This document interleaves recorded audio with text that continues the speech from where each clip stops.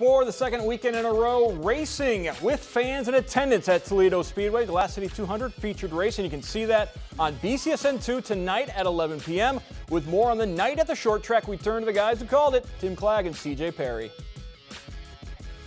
Was well worth the wait for the 32nd running of the Glass City 200 at the half mile. A few weeks ago, it looked very uncertain whether this event would happen, but it was truly a marquee event. First up was the CRA Super Series, and we were interested to see if anybody could disrupt the youth movement. The 17-year-old Carson Hocevar, the dominant car of the day, he would lead the final 60 laps. He'd be closely followed, though, by the 15-year-old in tow, Sammy Smith behind him. Yeah, we thought maybe Michael Simcoe, second place in the points right now in the CRA, had something for Carson Hocevar and the rest of the youth movement, but Carson Hocevar was just dicing in and out of traffic. That car set up so well that even Sammy Smith, the 15-year-old, could not catch Hocevar. We had our first appearance, our first look for the CRA Junior Late Models Division, and it was the 13-year-old Katie Hettinger picking up her second win of the season, leading, dominating fashion wire to wire. Hettinger second in points right now, Tim, so picked up some valuable ground on Evan Varney,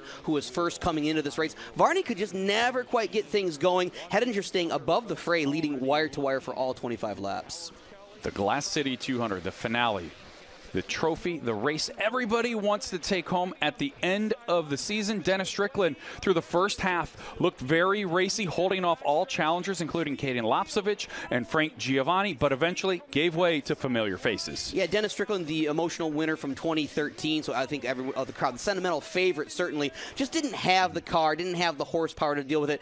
Brian Bergacker, we thought he had a shot laying back in the weeds. We also thought Kaden Lapsovich, last year's winner, was going to be a factor towards the end of this race. But who emerges but Steve Needles? And we know the heartbreak that Steve Needles has had in this race. So for him to come back out on all those restarts and Stevie Needles to get this win, what a huge emotional lift for the driver of the 14 machine. Finally, Stevie Needles gets the one trophy that's eluded him, his career. He can now take it and place it on his mantle as he holds off all challengers to pick up his first victory in the Glass City 200.